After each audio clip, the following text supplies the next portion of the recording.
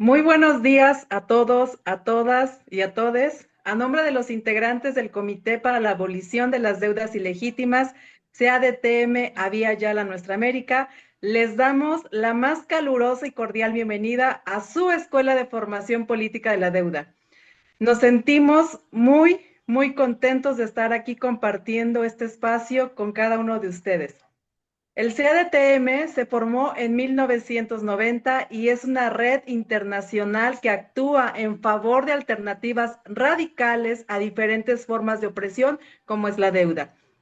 Estamos presentes en más de 30 países. Nuestra lucha es contra la naturaleza de las deudas y cuál es la razón por la que se contrajeron, porque nos ha llevado a la degradación de las condiciones de vida de millones y millones de personas que han alcanzado niveles de pobreza nunca antes vistos. Eso por un lado.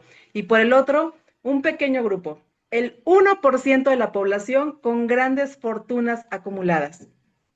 El CDTM AINA tiene representatividad, por supuesto, en América Latina y el Caribe. Muy buenos días para todas y todos. Reciban un cordial saludo. Mi nombre es John Edward Castaño Patiño. Hago parte del CADT-AM AINA y de la Unión Nacional de Empleados Bancarios UNEP Pereira, ubicada en Colombia. Y pues el día de hoy quiero hablarles de lo que es la historia del endeudamiento público, una relación antropológica, sus orígenes y hasta el día de hoy cómo nos viene afectando. Entonces voy a compartir pantalla para que veamos las diapositivas y poder empezar la exposición entonces. Listo. Bueno, empecemos entonces por hablar de la deuda como vínculo social y desde los orígenes antropológicos, ¿sí? Hay que hablar entonces, según lo que decía David Graeber, la idea clásica de que el troque procedió al dinero y luego surgió la deuda es errónea, ¿sí? La deuda surge como una obligación social, entonces, por lo tanto, antecede al dinero y al trueque. ¿Por qué? Porque en nuestros antepasados y demás, lo que hacían era que realizaban un relacionamiento desde lo que tenían unos y otros, hacían un préstamo y eso hacía que surgiera la deuda. Entonces, al surgir esa deuda, el que se beneficiaba del préstamo o de lo que se prestaba, pues adquiría desde el honor, adquiría una necesidad de responder, una necesidad de reciprocidad que antecedieron obviamente pues los intercambios monetarios formales. Eso para nuestros antepasados, ¿sí? Y hay Marcel Mauss, ahí tiene un ensayo bastante interesante que se llama El Don, del año 1925, donde él plantea que los exequios nunca son gratuitos, implican una obligación moral de reciprocidad. Y dice que al recibir un don, uno incurre en una deuda social, incluso sin palabras ni moneda de por medio. Esto, pues, si lo trasladamos a nuestros antepasados, donde los recursos eran escasos, donde las necesidades se satisfacían de manera más compleja, como lo podemos hacer hoy, pues recibir ese don, ese regalo, pues permitía que se establecieran vínculos morales de reciprocidad entre unas comunidades y otras, ¿sí? Lo que es bastante llamativo porque eso nos plantea un primer elemento y es que la deuda no es mala per se, no es mala por sí misma, sino que tiene unos orígenes y trataré de explicarles al final o de plantear una reflexión frente a lo que es la deuda hoy en día. ¿Sí?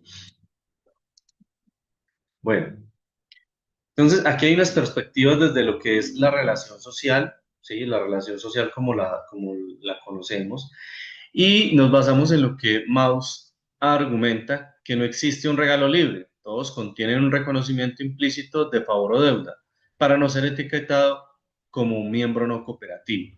Entonces, miren, esa deuda, ese regalo, ese préstamo obliga a una relación de cooperativismo entre las personas y las sociedades. antropológicamente así se ha venido o así se veía por nuestros antepasados, incluso lo podemos constatar dentro de las comunidades latinoamericanas y dentro de las sociedades incluso incaicas, donde existe ese relacionamiento de la entrega de la cooperación por un bienestar común. Entonces aquí surge un nuevo elemento que es desde lo cooperativo, cómo yo coopero para que exista un bien común, ¿sí? Para el beneficio y el bienestar de todos. Cosa que si lo vamos a contrastar con lo que sucede ahora, con lo que es el endeudamiento, pues no tiene una relación clara, ¿sí? Y dice que en comunidades pequeñas no hay trueque como tal, sino sistemas de ayuda mutua. En inglés sería, you help me today and I know you will help me tomorrow. O sea, tú me ayudas ahora, ¿sí? Me ayudas hoy y yo te voy a ayudar el día de mañana, ¿sí? Esto lo plantea Reddit sobre los sistemas de deuda como lazos sociales. Entonces, ya tenemos varios elementos. Un elemento cooperativo, un elemento de lazo social y un relacionamiento desde la cooperación, que es bastante importante, lo que nos plantea un ejercicio desde la deuda como algo más allá del préstamo del dinero como lo conocemos hoy. ¿Sí? ¿Sí? Hay algunas manifestaciones antropológicas, ¿sí? Sabemos o hay estudios que dicen que en la África subsahariana la deuda surge de intercambios de alimentos o pagos nupciales como la lóbola. Estas prácticas generan obligaciones que se extienden en el tiempo y vinculan a familias o grupos. Miren, esos pagos nupciales para algunas comunidades en esta parte de África, pues lo que hacían era que se buscaban mantener los vínculos entre familias o grupos en el tiempo, ¿sí? Y obligan de manera constante a permanecer en un relacionamiento, a encontrarnos con el otro, que se encuentren unos con otros, como una relación cooperativa de lo que somos y de lo que debería ser la humanidad más cercana y más cooperativa y más pensando en el bienestar común. Entre cazadores y recolectores, ¿sí? La reciprocidad es inmediata, ¿sí? Lo que hace que no se acumule deuda, cosa que no sucede el día de hoy, ¿sí? Esa acumulación se viene planteando como un método de sometimiento, ya lo plantearemos más adelante, pero en esa reciprocidad que es inmediata entre cazadores y recolectores, quien caza comparte lo que caza y el que recolecta pues comparte y se busca satisfacer necesidades comunes, ¿sí? Evita la acumulación. Pero además de eso, si se retrasa esa práctica de yo te doy, tú me das, pues pueden surgir desigualdades sociales tal como las vemos hoy. Y hay unos vínculos sociales que plantea Gustav Peebles, muestra que la deuda no es solo dinero, implica honor, dignidad, reputación y lazos sociales comunitarios.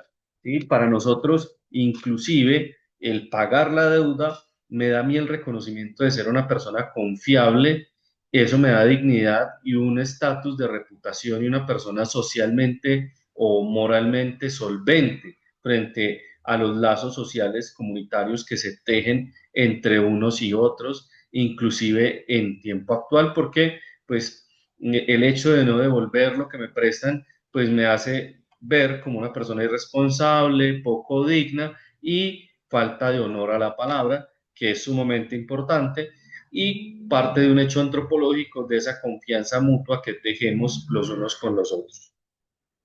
¿Sí? Aquí existe la función social de la deuda, hay una función social que implica una cohesión e interdependencia, ¿sí? ¿Qué es entonces la cohesión? Nos cohesionamos es que interactuamos y nos volvemos uno a la hora de satisfacer necesidades. Y existe una interdependencia porque lo que yo le puedo prestar al otro, o mi comunidad o esta comunidad le puede prestar a la otra, pues lo necesita se hace dependiente de eso, pero yo también me hago dependiente de lo que el otro o la otra comunidad me pueda facilitar, ¿sí? Entonces la deuda forma parte de una red de reciprocidad, o sea, pedir, prestar y devolver son prácticas que crean cohesión social, o sea, nos mantienen unidos, nos mantienen integrados. Y pues Mauss dice que estos intercambios sustentan la moraleja social de cohesión y el don es la base del contrato social, no el Estado. Un planteamiento bastante interesante porque recordemos que no existe ninguna actividad nuestra que no dependa o en la que no haya participado otro ser humano. Entonces hay un don, hay una entrega, lo que plantea una deuda moral y un ejercicio de dar y recibir, ¿sí? Y inclusive muchas veces entre los tips de Nigeria plantean los investigadores que no coliquidar la deuda completamente, pues permite que mantengamos una relación constante con el otro o en las comunidades unas con otras, ¿sí? Y evitar devolver lo mismo, pues evita que se corte esa relación tan necesaria para la supervivencia nuestra como especie y como seres humanos, ¿sí? Entonces es bastante interesante mirarlo desde ese punto de vista, porque siempre hemos pensado que la deuda, pues obviamente porque hemos estado sometidos a ella, sencillamente la vemos como algo malo, pero cuando se hace entre pares y buscando un bienestar común, pues lo que hace es que fortalece los lazos y lo que hace es que nos cohesiona y nos vincula mucho más, ¿sí? Las deudas, pues antes eran informales o digamos que no existía la formalidad del papel y los escritos y demás, pero aparece, por ejemplo, en Sumeria o en Sumer, la deuda existía antes que el dinero, incluyendo la esclavización temporal como forma de pago en la Mesopotamia. ¿Cómo funcionaba? Sencillamente alguien recibía el préstamo de otro o del gobernante y pues cuando no pagaba se veía obligado a volverse esclavo de quien le había prestado, ¿sí? Eso existió inclusive antes del dinero y nos plantea pues un ejercicio bastante interesante frente a lo que conocemos hoy como deuda, ¿sí? Luego aparecen ya los estados, ¿sí? Y los entes como los templos y los palacios comenzaron a registrar las deudas en documentos escritos, consolidando la deuda como instrumento de control. Es aquí donde ya aparece el ejercicio de la deuda como una forma de dominar al otro. El otro se ve sometido a mí por el no pago de la deuda o por el pago de la misma, planteando unos ejercicios de desigualdad bastante interesantes, ¿sí? Y esto terminó siendo en un control económico porque la deuda se transforma en herramienta de dominación económica y simbólica por parte de las clases dominantes. Entonces, quienes tenían el poder económico, político y militar, pues a través de la deuda, también establecieron relaciones de poder que lo que hicieron fue que plantearon un ejercicio de dominación desde lo económico y además simbólico, por la falta de honor en el no pago, como lo habíamos hablado ahora. Eh, Hay algunas prácticas extremas donde, por ejemplo, el Township, que es en África Occidental, ignoraban, o sea, dejaban como parte de garantía para el pago personas como colateral, evidencia formas extremas de deuda que involucraban vidas humanas. Entonces, yo recibía como me pignoraban a otra persona, al ser humano, como forma de garantía para, en caso de que no me pagara, lo cual es una forma extrema de satisfacer la deuda, pero denota ya unas condiciones de sometimiento, ¿sí? Que pues se traducen en prácticas como las que vemos hoy. Y el panyaren, que es el secuestro forzoso por deudas impagas. En comunidades lo que hacían es que si no había pago de las deudas, sencillamente, como no se pagaba, se hacía un ejercicio violento, un secuestro, ¿sí? Mostrando que la deuda puede convertirse en violencia directa contra las personas, ¿sí? Muy parecido a lo que vemos hoy, pero ahora nos secuestran son nuestros derechos y demás, ¿sí? Sí, la deuda, pues, como podemos ver acá, pues aquí hay como una especie de comparación frente a los aspectos productivos y a lo que es la violencia socioeconómica, como haciendo como una especie de comparativo en lo que es la deuda, tal y cual como la conocemos.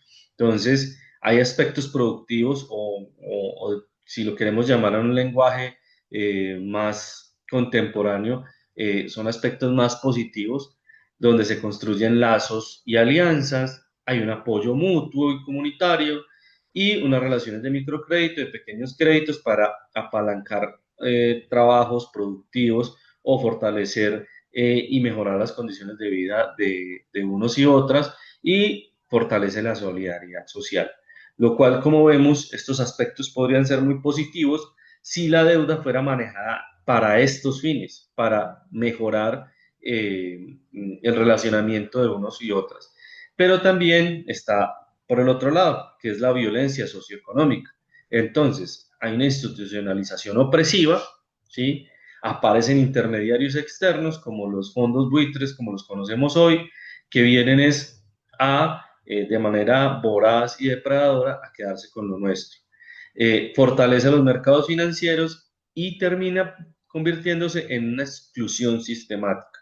Hay países que son excluidos social, económica y políticamente debido al no pago de la deuda o a su alto nivel de endeudamiento, lo vemos hoy. Entonces, esto es una exclusión sistemática que se puede dar por el sometimiento que plantea la deuda, ¿sí?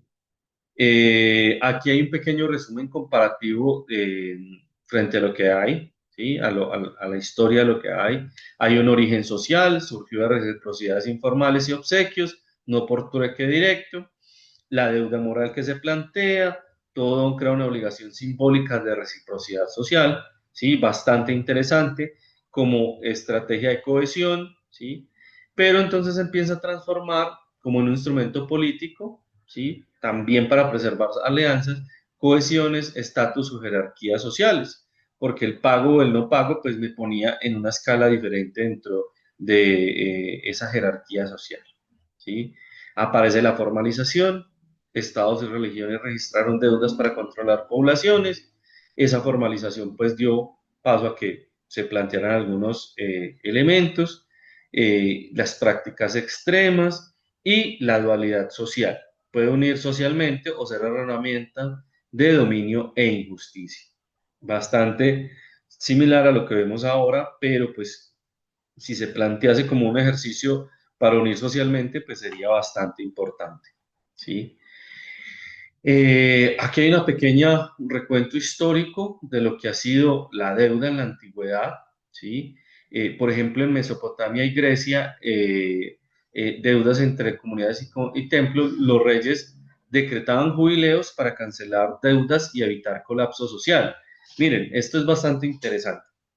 En la Mesopotamia se declaraban esos jubileos y se decía, se cancelan las deudas, se parte de cero para evitar que quienes no pagaron pues fueran esclavizados y eso terminara en algo que sería bastante interesante en nuestros tiempos, un colapso social en las relaciones y pues terminaran derrocándose, ¿qué se dice?, gobernantes y demás por ese sometimiento que existe. Entonces, si eso sucedía ahora, pues antes, porque ahora no podríamos plantearlo para una suspensión de pagos de deuda, por ejemplo, ¿sí? La República y el Imperio recurrieron a préstamos de banqueros privados para financiar guerras, ¿sí? No es nuevo. Roma utilizó la deuda para financiar sus campañas de expansión imperial por toda Europa, Norte de África y demás, y pues obviamente eso implicaba que existiera la tributación como una fuente principal para el pago de la misma, ¿sí? Pero era una tributación muy diferente a la que vemos ahora, porque pues esta era bajo el sometimiento y la fuerza obligada de los pueblos conquistados, ¿sí? En la Edad Media, ¿sí? Los monarcas europeos se endeudaban con banqueros italianos para financiar las cruzadas y mantener ejércitos, y mucha de esa deuda, aquí hay que decirlo, la acumulación originaria permitió que estos monarcas europeos pues pagaran estas deudas a través del saqueo que vivió nuestra América, a través de nuestros recursos, oro, plata y demás, porque pues ellos necesitaban mantener sus ejércitos porque vivíamos en ese momento histórico donde necesitaban mm, financiar algunos elementos de sometimiento y demás de la fuerza, pero ¿a costa de qué? A costa del sometimiento, saqueo y genocidio inclusive de nuestros antepasados en toda la América y África inclusive también ha sufrido este saqueo y estas aberrantes prácticas por los monarcas europeos. ¿Sí? Y en la Edad Moderna, pues ya aparecen los estados-nación, aparece el capitalismo y el endeudamiento se institucionalizó, ¿sí? Y aparecen los mercados de deuda soberana que fueron creados por Holanda e Inglaterra, lo cual pues nos acerca más a nuestra realidad actual frente a lo que es la deuda y su forma de someter frente a que el Estado como tal sea el que responde por la deuda, pero somos nosotros los que la pagamos finalmente, ¿sí? Aquí hay unas pequeñas conclusiones. La deuda es un campo de lucha político, ¿sí? ¿Por qué? Porque se convierte en una herramienta de dominación. El endeudamiento público se transforma en un mecanismo de transferencia de riqueza desde los pueblos hacia las élites financieras. Y no solamente locales, sino transnacionales, ¿sí? Entonces, esa dominación la seguimos viviendo, el sometimiento y el canje de recursos y de políticas que lo que hacen es que actúan de manera lesiva en contra de la población, pues solo benefician a estas élites, ¿sí? La doble explotación, los pueblos pagamos doble. Uno, porque cuando el Estado se endeuda a través de la tributación tenemos que pagar esta deuda, pero ese pago pues desplaza los recortes en la inversión social, en infraestructura vial, infraestructura médica, educativa y demás, porque pues exige un pago de la deuda y ese ingreso de la nación como tal, pues se destina gran parte a pagar la deuda, la pagamos, pero no se nos devuelve en inversión social ni la deuda ni la tributación. Entonces se ven recortados los beneficios sociales a los cuales deberíamos acceder todas y todos, ¿sí? Y históricamente ha sido posible auditar, repudiar o perdonar deudas, aunque el capital financiero global impone un endeudamiento perpetuo. Este último planteamiento, pues creo que es como una de las banderas que tiene el CADTM frente a lo que debe ser la resistencia, el repudio, el rechazo y la auditoría de las deudas ilegítimas, odiosas y demás que padecemos los pueblos del mundo. Y la deuda pública no es un fenómeno neutral, ¿sí? Es un campo de lucha, porque allí se juega la soberanía de los pueblos frente a los dueños del capital. O sea, necesitamos recuperar nuestra soberanía y y liberarnos de las cadenas que implica el sometimiento que nos plantean estas élites a nivel internacional y nacional. Eso sería todo. Muchas gracias por escucharme y quedo muy atento entonces.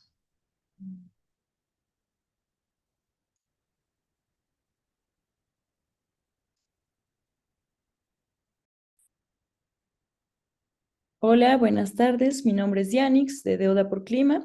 Soy coordinadora global del movimiento. Nosotras somos un movimiento liderado por el Sur Global, que tiene presencia en África, en América Latina, en Europa, en Estados Unidos, en el sureste asiático.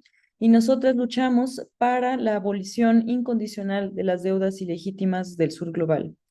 No quisiera iniciar esta presentación sin antes agradecer a Mónica, a William y a Vero por abrirnos este espacio para compartir nuestra lucha y para reconocer el trabajo que como KTM han hecho durante estos años para luchar contra este sistema injusto de la deuda.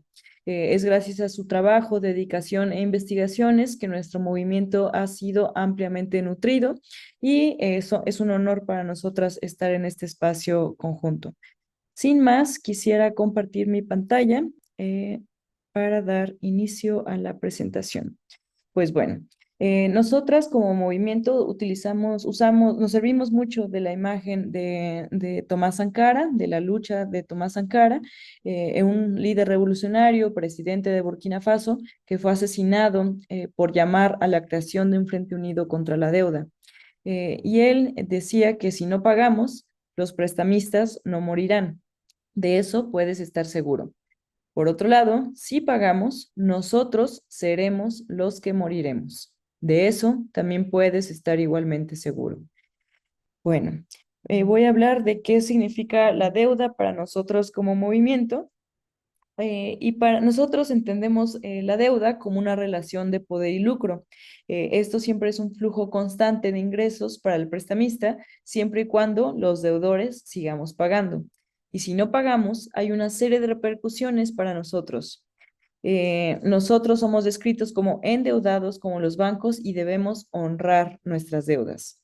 El enfoque no está en los prestamistas y los intereses que cobran a los prestadores, a los prestatarios, sino se ignora que su intención en obtener ganancias y mantener influencia y poder sobre los países del sur global, como son las instituciones del FMI y del Banco Mundial, y esta dominación sobre estos territorios del sur global, pues es una influencia directa sobre nuestras políticas, recursos y territorios.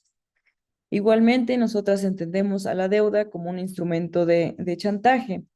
Cuando un país está endeudado, los gobiernos se ven endeudados a extraer recursos para pagar a los acreedores. Se ven como países obligados a expandir proyectos extractivistas, a dar nuevas autorizaciones de exploración y explotación, y así como aceptar nuevos proyectos de supuesto desarrollo. Los beneficiarios de estos proyectos son principalmente las empresas del norte global, que obtienen siempre ganancias récord, no asumen ninguna responsabilidad por los daños ambientales causados en los territorios y no aportan más que destrucción a las comunidades locales. Igualmente, para nosotras, la deuda es un instrumento de explotación. En uno de sus estudios, Jason Hickel, que es un antropólogo económico, nos proporcionó algunos cálculos. Entre 1995 y el 2015, el norte global ha extraído del sur global 12.000 millones de toneladas de materias primas, 822 millones de hectáreas de tierra, que equivaldría aproximadamente al tamaño de Rusia, aproximadamente 392.000 millones de horas de trabajo y 22.8 billones de dólares estadounidenses. Esto es algo que Tomás Sankara, el expresidente de Burkina Faso, denunció y fue por eso que creó este llamado a la anulación de la deuda antes de su asesinato en 1987. Él decía que la deuda es una herramienta que ha permitido a los países más ricos del norte global desarrollarse utilizando los recursos del sur global sin tener que pagar un precio justo. Igualmente, nosotras como movimiento entendemos a la deuda como una trampa.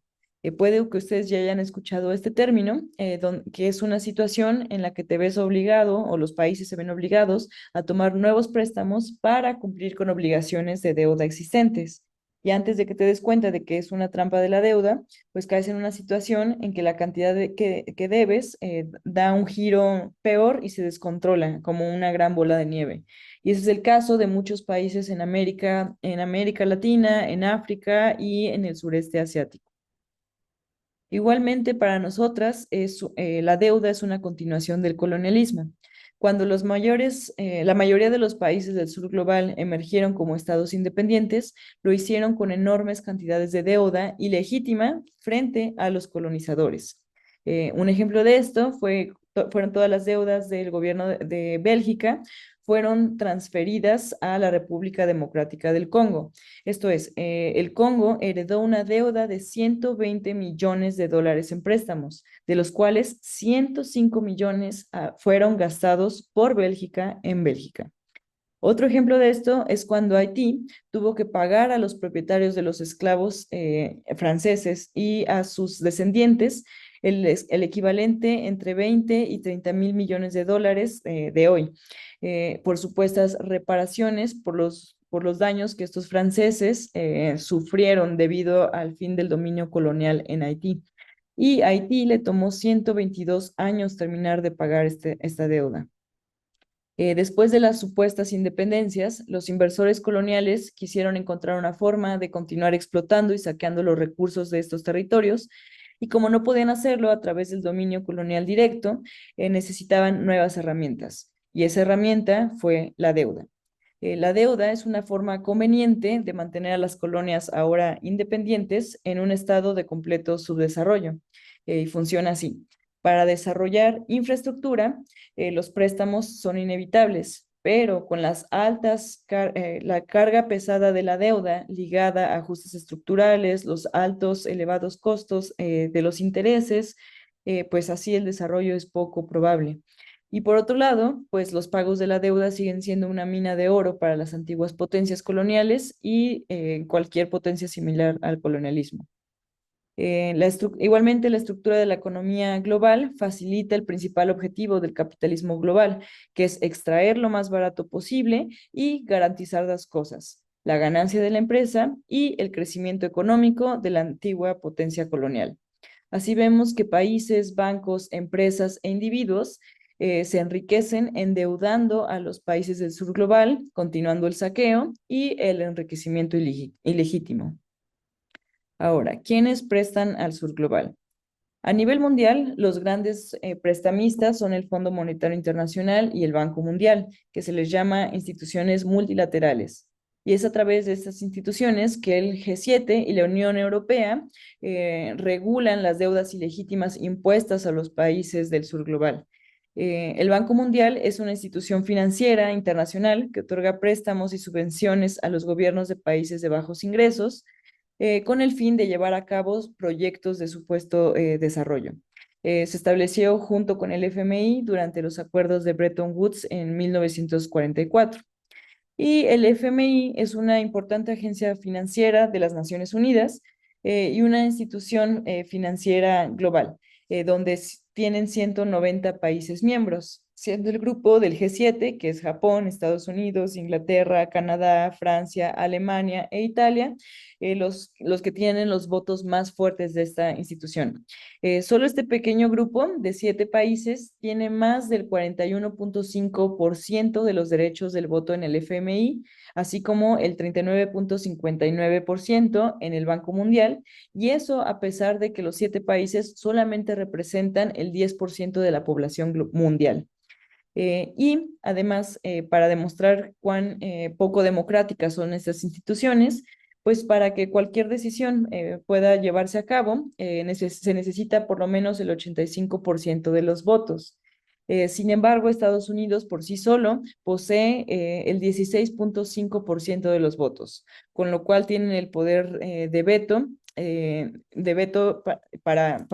el poder de facto de veto de poder anular cualquier decisión en ambas instituciones. Esto es, incluso si la totalidad de los países se unieran contra una decisión en cualquiera de estas instituciones, Estados Unidos por sí solo puede anular esta decisión. Bueno, ¿cómo operan? A pesar de que estas instituciones afirman que su objetivo es aliviar la pobreza mundial, pues como prestamista su mirada está puesta en los beneficios, en que el pago de intereses se lleva bien y que pues los préstamos se lleven en tiempo y forma. Para otorgar estos préstamos, el Banco Mundial o el FMI imponen lo que se llama ajustes estructurales en los países del sur global para dar forma a sus economías de manera que no gasten en cosas que consideren poco rentables, como la salud médica o la educación. Un ejemplo de esto fue que de los 75 de los 85 préstamos otorgados durante la pandemia del COVID-19, estos 79 préstamos fueron condicionados a recortes en los servicios públicos. Jason Hickel describe cómo el FMI y el Banco Mundial priorizan el pago de la deuda por encima de todo a partir de esta comparación. Él dice: imagina que quieres obtener un préstamo para un nuevo negocio. Ahora, imagina que solo te prestarán si aceptas darles control completo sobre tu hogar para que si tus pagos de interés no llegan lo suficientemente rápido, puedan embargar tus casas, tus salarios, obligar a tus hijos a conseguir trabajo. Y además, imagínate que no se te permite declarar quiebra bajo ninguna circunstancia. Si no puedes pagar un préstamo, tienes que vender todo lo que posees, dejar de alimentar a tus hijos y dejar de comprar cualquier medicamento que puedas necesitar para mantenerte sano y canalizar todo ese dinero al banco. A diferencia de las naciones ricas, a los países financieramente más pobres se les prohíbe unirse para repudiar deudas o crear nuevos intercambios entre países vecinos o pagar deudas en nuestras propias monedas nacionales. Cualquier cosa que pudiera afectar el dominio de los mercados y las monedas europeas y estadounidenses. Igualmente, las presidencias del Banco Mundial siempre ha sido un privilegio en manos de estadounidenses, mientras que la dirección del FMI siempre ha sido un privilegio en manos europeas. Bueno, ahora europea, aquí vemos en el Banco Mundial que estuvo Kristalina Georgieva y ahora ella es la presidenta en el FMI, la directora del FMI. Bueno, es importante para nosotros evidenciar cómo funcionan estos mecanismos, estas instituciones, para así pues poder cuestionar colectivamente la legitimidad de unas instituciones que operan bajo tales cimientos. Igualmente, sabemos que hay prestamistas privados, por ejemplo, países como será el caso de China, o inversores privados o bancos privados como BlackRock, Vanguard, los fondos buitre, los bancos del Club de París, agencias calificadoras de riesgos, las cuales determinan cuáles son los factores de riesgo y, por lo tanto, las tasas de interés que cada país tendrá que enfrentar con sus deudores. Por ejemplo, BlackRock desempeña un papel muy importante como el administrador de activos más grande del mundo. Como tal, sus utilidades superan el Producto Interno Bruto de casi todo el mundo, quitando a Estados Unidos y a China de la ecuación. Entonces, pues como tal, pues compran, venden deuda de muchos países y fomentan todo este mercado y especulación de las deudas de los países pobres. Bueno, igualmente para nosotras que nos centramos en el clima, pues es importante entender que son los países del G7 los responsables de más de 2/3 del cambio climático y más de la mitad del deterioro ecológico. Sin embargo, entre el 82 y el 92% de los costos asociados al cambio climático, así como entre el 98 y 99% de las muertes asociadas con el cambio climático, las tiene que pagar el sur global. Es decir, que el norte global extrae del sur bienes valorados en 2.8 billones de dólares al año a precios del norte y aún así contaminan muchísimo y aún así el sur global es el que tiene que pagar los costos y las muertes asociadas. Bueno, nosotras como movimiento tenemos una única demanda, que es la anulación total e incondicional de las deudas ilegítimas del sur global. Eh, para nosotras es importante entender quién realmente le debe a quién. ¿Cómo explicamos que nuestros territorios, que son tan ricos en cultura, recursos, suelos fértiles, biodiversidad e historia, sean tan pobres, mientras que los países del norte global viven en la opulencia, el consumismo, el exceso, la extravagancia? Pues para nosotras la deuda es el mecanismo financiero, es el mecanismo colonial que permite explicar esta ecuación. Bueno, para nosotras esta demanda no solo pues, aunque suene muy utópica, muy irrealizable, pues no solo es necesario, sino es la única vía por la cual le vamos a poder hacer frente al cambio climático. Primero, porque va a detener la explotación de recursos a los países que alojan la mayor cantidad de biodiversidad del mundo. Igualmente, pues para que los países del sur global dejen de dirigir recursos a instituciones así de corruptas e legítimas para direccionar todo nuestro sudor, nuestros recursos, nuestro esfuerzo a programas de adaptación, mitigación y del cambio climático, así como una transición energética justa. Eh, Nosotros reconocemos que esta demanda por la anulación de la deuda es milenaria, tiene ya muchos años, desde la época de los mesopotámicos, porque pues se sabe que sin anulación cíclica de deudas, pues se va a formar una clase oligarca que va a absorber todo el poder, toda la tierra, todos los recursos, y así puede desplazar a los gobiernos, creando pues un estado de completa oligarquía. Entonces, es por eso que pues es una tradición milenaria que nosotras retomamos este año de jubileo para decir que no va a haber ninguna justicia climática si no hay justicia económica. Entonces, para nosotras, pues es importante reconocer quién consumió, quién causó la destrucción ambiental en las tierras de sacrificio que ahora se utilizan para la explotación, quiénes causaron la crisis climática y quiénes se continúan beneficiando a expensas de otros. Eh, bueno. Ajá. Bueno, nosotras reconocemos el link, la relación que existe entre deuda y cambio climático, en el sentido de que muchas de las deudas fuerzan a los países a continuar explotando, ¿no? Para poder honrar las deudas.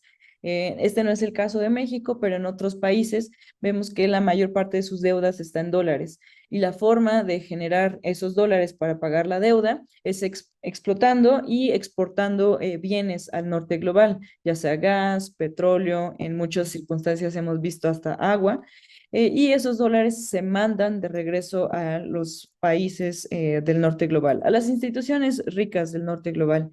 Entonces, es por eso que reconocemos esta relación y pues sabemos que no vamos a poderle hacerle frente por más pagos de pérdidas y daños que quiera hacer el norte global, por más préstamos que quieran dar para mitigar, pues no se va a poder lograr nada si se continúa extrayendo de esta manera y sí, totalmente ridícula. Entonces, bueno, pues son las instituciones financieras que crean y controlan los países, los países ricos del norte global, los que le dicen al sur global cómo debería ser una transición energética justa, ¿no? Y vemos que todos esos proyectos que llegan desde el norte global, pues muchas veces no se adaptan ni a los recursos que hay en estos territorios, ni a las necesidades que se tienen acá. Igualmente vemos que hay muchísimo desperdicio de energía y pues nosotras nos preguntamos, pues, ¿qué clase de transición energética va a ser esa, no? Nosotras tenemos que tener los recursos, la capacidad, el tiempo para desarrollar las tecnologías y los conocimientos necesarios para desarrollar las energías que sean acordes a nuestras necesidades y a nuestros recursos, sin que esto esté orientado a llenar los bolsillos de unos pocos. Igualmente para nosotras como movimiento es muy importante que la gente no se confunda, que está impulsándose muy fuerte este mecanismo propuesto por el Banco Mundial que se llaman los canjes de deuda. Muchas veces les dicen canjes de deuda por acción climática o canjes de deuda por naturaleza, donde pues recortan una ínfima parte de la deuda a cambio de que acepten proyectos de instituciones privadas del norte global o de ONGs. Este es el caso, por ejemplo, de la isla Galápagos en el Ecuador, donde se canjeó una ínfima parte de la deuda y se entregó la isla de Galápagos a instituciones como la WWF o la Nature Conservancy, quienes llegaron con nuevos proyectos para supuestamente conservar la biodiversidad de la isla, expulsando a las comunidades indígenas de la isla e imponiendo proyectos que terminaron llegando hasta con más deuda. Entonces nosotros sabemos que esto es un mecanismo de lavado verde, no apoyamos todo eso porque no vamos a canjear nada si reconocemos, sabemos que pues esa deuda es ilegítima y no tenemos que pagarla. En cambio, nosotras estamos empujando a las auditorías populares e integrales de la deuda. Las auditorías populares integrales de la deuda son mecanismos en los cuales diversos movimientos sociales nos unimos para evidenciar la ilegitimidad de las deudas de los países y los impactos que estos préstamos han tenido para financiar megaproyectos que dañan la salud de los pueblos y los ecosistemas. Nosotros estamos impulsando esto porque la FMI, el Banco Mundial, los prestamistas privados nunca van a anular la deuda en nuestros términos. Y las auditorías ciudadanas integrales de la deuda nos devuelven el poder al pueblo para decidir soberanamente sobre las deudas que tenemos, repudiando el pago de deudas ilegítimas sin esperar que nadie más lo haga por nosotros. Igualmente, en Ecuador ya nos guía mucho esta experiencia que se tuvo en el 2008, donde se llamó a una auditoría de la deuda y durante esta auditoría hubo una suspensión de pagos. Fue así que lograron evidenciar todas las deudas corruptas, ya sea porque el dinero no había llegado al territorio, como fue el caso del Congo que mencioné anteriormente, o porque los que firmaron el préstamo no tenían la legitimidad política para solicitar ese dinero, o que solamente rescató a privados, solamente benefició a privados, como fue el caso del FOBAPRO aquí en México, un préstamo para rescatar a bancos privados, O, o también es una deuda es ilegítima cuando se demuestra que tiene impacto, cuando se demuestra que los proyectos que financió tuvieron impactos negativos tanto en la naturaleza como, o en las comunidades como ante los derechos humanos. Y mediante esa identificación de estas deudas ilegítimas se puede exigir no solo su anulación, sino su reembolso. Y bueno, para ya no tomar más tiempo, les dejo aquí nuestra página web, es deudaexclima.org. También tenemos Instagram, tenemos un X. Próximamente vamos a tener nuestro TikTok y cualquier cosa nos pueden contactar por medio de este correo. Y pues muchas gracias a todos y muchas gracias por acompañar al KTM, por acompañarnos en nuestra lucha, por invitarnos a ser parte de este proceso de la Escuelita de Formación Política. Les regreso el micrófono.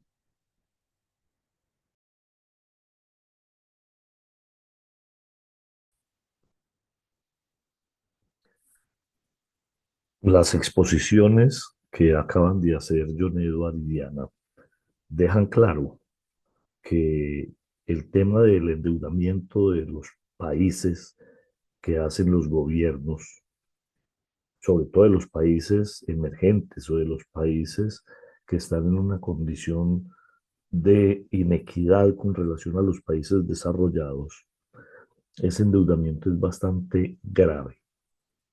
Y sobre todo porque comprometen eh, los derechos fundamentales de la población. Eso está visto desde épocas históricas, como lo expuso John Edward, y ha venido sofisticándose, ha venido volviéndose más especializada la situación con a través del tiempo. Y como lo expuso Diana, pues es evidente que la precariedad en los países deudores en materia de salud, en materia de educación, el extractivismo, el saqueo y todas las demás aberraciones del capital son consecuencias del excesivo endeudamiento y de las políticas de ajuste que imponen los acreedores para intentar garantizar el pago de esas deudas que en la mayoría de los casos son empréstitos que se hacen con un objetivo aparente, pero que van destinados a otra cosa, sino todo en parte.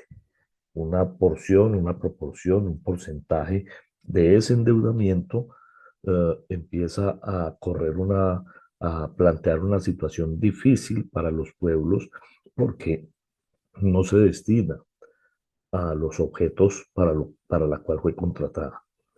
Uh, es claro que en América Latina todos los países, sin excepción alguna, están sobreendeudados, unos más que otros. En este momento, Argentina, Brasil, Venezuela, entre otros, tienen un gran endeudamiento. Pero la sumatoria de la deuda de los países de América Latina supera los 2 millones de dólares, es decir, los 2 billones de dólares. Esa situación es la que hace que, por más que paguen los gobiernos, año tras año, la deuda se incrementa y no solo afecta a las empresas y al sector privado o a los hogares y a las familias, que habría que explicar también en esta sesión cómo la deuda hay que analizarla de una manera, la deuda que adquieren las personas naturales o las familias y también las personas jurídicas o las empresas, que esa deuda pues está destinada para un objetivo, para un fin que finalmente le interesa y es del resorte solo del individuo, de la familia o de la empresa, del sector privado. Pero otra cosa es hablar de las deudas que adquieren los gobiernos y que hay que pagar con los impuestos. Tanto en uno como en otro caso, es fundamental pensar que la deuda por sí sola no es mala. Es decir, hoy estamos haciendo el análisis de las consecuencias graves del endeudamiento, pero hay que precisar y dejar muy claro que el endeudamiento per se no es malo, porque no hay nadie que sea autosuficiente, ni una persona, ni un país, salvo excepciones de pronto. Pero es normal que un empresario, por ejemplo, se endeude o recurra a los bancos o a los acreedores privados para financiar sus proyectos. Es dable, es normal también que las personas o los hogares pues recurran a terceros para conseguir recursos económicos a cambio o como compensación entregan una tasa de interés para adquirir una casa o para comprar un vehículo, un mueble, un inmueble, incluso para el consumo. Y hasta ahí está bien. Pero cuando se trata de los gobiernos que adquieren deudas y que le toca pagar o que hay que pagarlas al pueblo con los impuestos, con el ingreso corriente de las naciones, pues sencillamente el manejo que hay que darle es diferente.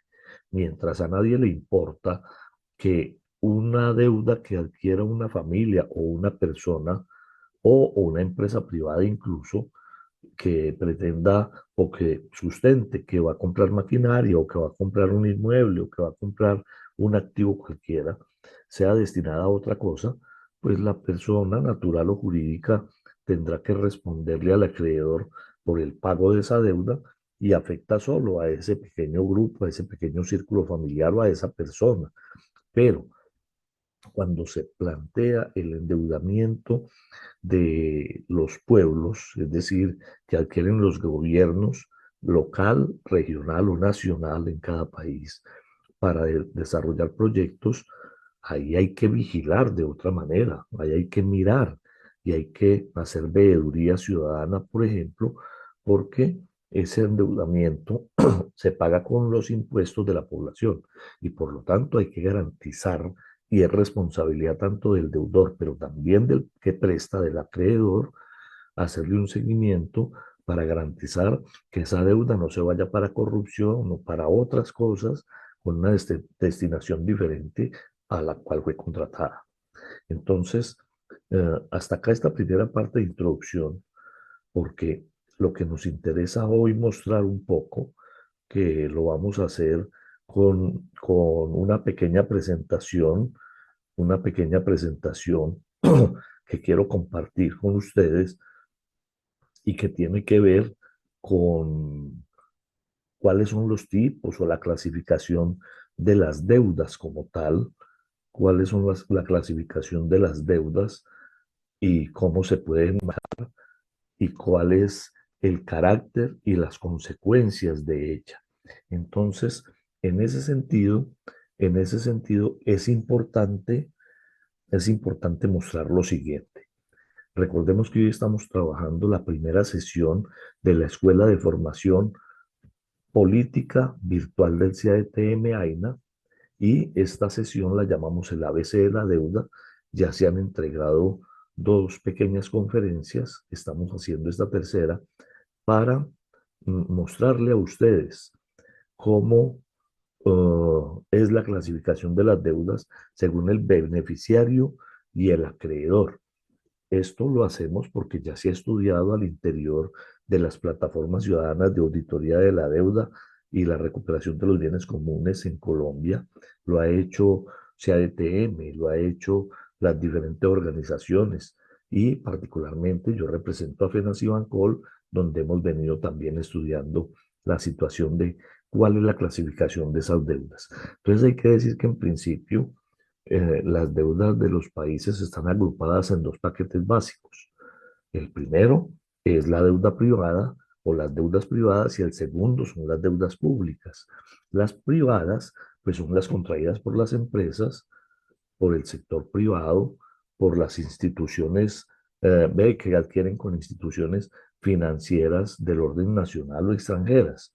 Y hay que tener en cuenta una cosa, esas deudas privadas, ¿por qué nos interesan? Si estamos hablando del endeudamiento de los países o de los gobiernos o de los estados. Sencillamente porque No hay que olvidar que hay crisis a veces. Y cuando hay crisis, en tiempos de crisis, tal como dice la diapositiva, los gobiernos y las entidades del Estado muchas veces asumen o respaldan eh, la deuda privada. Recordemos, por ejemplo, en la última que fue la crisis que acaba de haber ahora en el año 2008, la crisis financiera del año 2008, que es de la subprime. Todos los bancos privados que se quebraron, pues los estados tuvieron o los gobiernos tuvieron que asumir la responsabilidad y el pago de esas deudas a los cuentavientes, a los clientes de esos bancos. Y esa deuda entonces, que le correspondía asumirla a unos sujetos privados, pues la adquieren los gobiernos y la termina pagando el pueblo.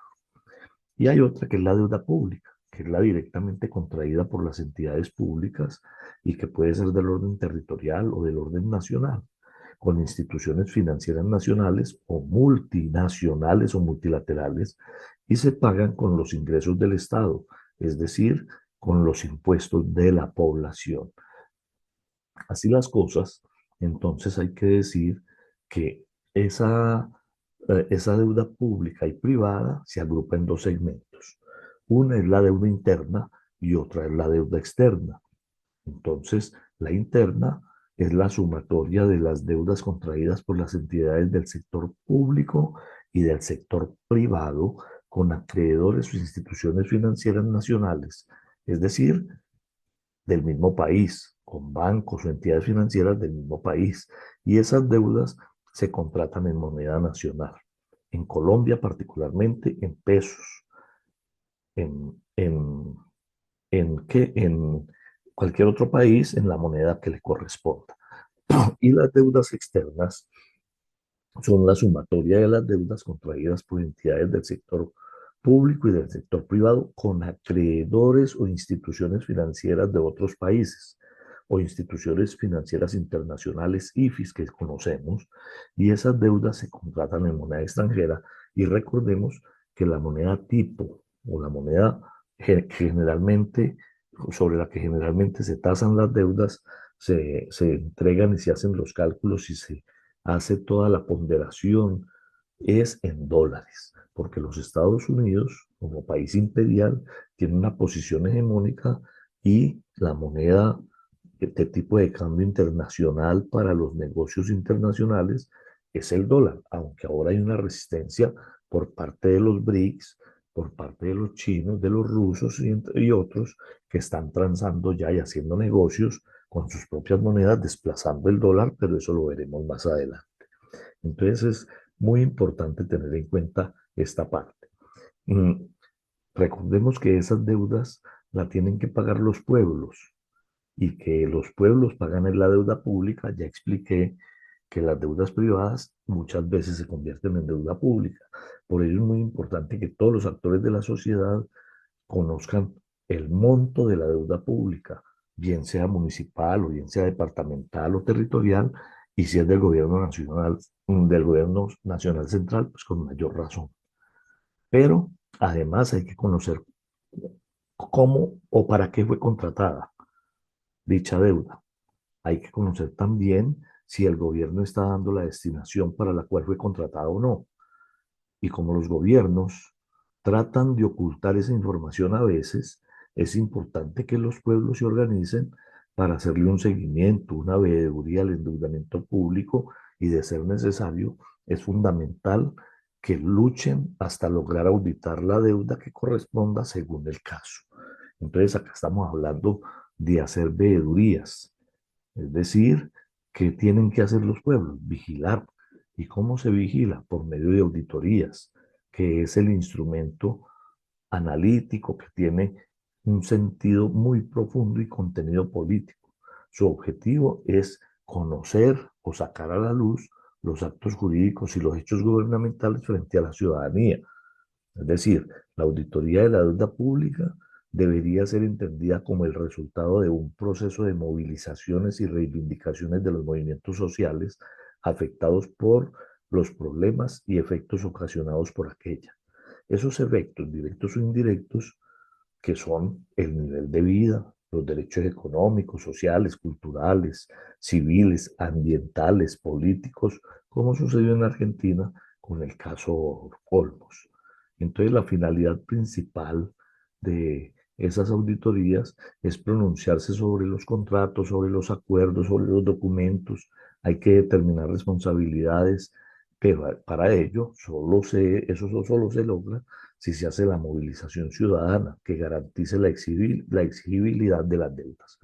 Entonces, con esto, lo que pretendemos nosotros el día de hoy es como entregar unos elementos pero muy breves, unos muy precisos, mejor, para que cada uno de quienes están asistiendo a esta escuela empiecen a interesarse a ver que esto no es un tema meramente económico o financiero, sino que el tema de la deuda no tiene relación directa, sí tiene relación directa con la parte financiera, pero tiene relación mucho más directa es con la vida, con los derechos, con la vulneración de las necesidades fundamentales de la humanidad, porque los acreedores, los países que prestan dinero, que son hegemónicos, que tienen el poder de dominación militar y económica, lo que hacen es apropiarse de la dignidad de los pueblos para saquearlos, para poner condiciones, para colocar una cantidad de reglamentaciones, incluso espurias, en contra de los pueblos. Y no hacen vigilancia ni seguimiento de la utilización y destinación de esos recursos. Entonces, los acreedores también son responsables cuando hay corrupción y ese empréstito no fue utilizado o destinado a lo que dijeron los gobiernos. También es responsable cuando hay préstamos para dictaduras, para corrupción, para comprar armas y generar guerras como la que hay en Colombia. Entonces hay muchos tramos de esas deudas que son ilegítimos, que son espurios, que es deuda odiosa, que son conceptos que vamos a ver más adelante, pero que es muy importante que tengamos en cuenta porque frente a ellos es que los pueblos se tienen que movilizar. Muchas gracias, muy amables, y nos estaremos viendo en la próxima sesión. Hasta pronto.